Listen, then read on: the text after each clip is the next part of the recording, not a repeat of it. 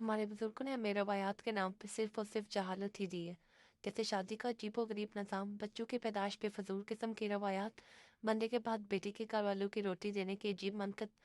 بچے کی ڈیلیوری کے بعد عورت کو ماں باپ کے گھر بھیج دینا، جہیز جیسی منحوس لعنت کو فارض قرار دینا، اولاد کی خواہشات کو قربان کرنے کا رواج ہونا، شادی کے لیے لڑکے کو دیکھنے کے بجائے اس کے خاندان اور ماں باپ کا خاندانیوں نے تلاش کرنا، لڑکی کو پسند کرنے کا ایک ہی دائرہ کار، چاند جیسی بہو، گوری چٹی، بیٹی کا جائیداد میں حق مانگنے کو گناہ سمجھنا، ذات پات کے فرق کو قائم رکھنا، برادری سے باہر شادی نہیں کرنی، شادی کو چلانے کی ایک اہم وجہ یہ سمجھنا کہ ماں باپ کی عزت رکھنی ہے، شوہر اور سسرال والوں کی جی حضوری کرنی ہے، چاہے وہ آپ تم پہ کتنا ہی ظلم کیوں نہ کریں، تم نے ساتھ جھکا کے رہنا ہے، گھر میں صرف بڑوں کی اہمیت ہونا، چھوٹوں کی اہمیت کو نہ تجربہ کار سمجھ کر رد کر دینا، سادہ سے نکاح کرنے کے بجائے گرینڈ اور لگژری شادیاں کرنا، شادی کرنے کے لیے قرضہ لے کر واہ واہ کروانے کی رسم، جوائنٹ فیملی کو چلانا چاہیے،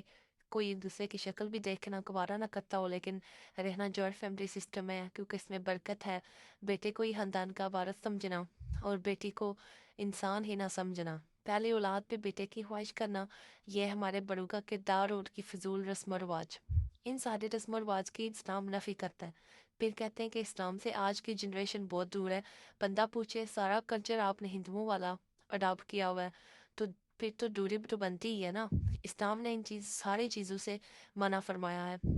جب بھی آپ بہو گھر میں لے کے آتے ہیں تو جوائنٹ فیملی سسٹم میں اس کو رکھنے کا کوئی ہمارا دین حق نہیں دیتا، نہ ہی ساس سسر کی خدمت کرنا دین ہمیں سکھاتا ہے، تو پھر کہاں کا آپ دین کہتے ہیں جس سے ہماری نوجوان نسلوں نے دوری اختیار کر لی ہے، جب نوجوان نسلیں خود سے ریسرچ کر کے خود سے پڑھتی ہیں، اس کے بعد جب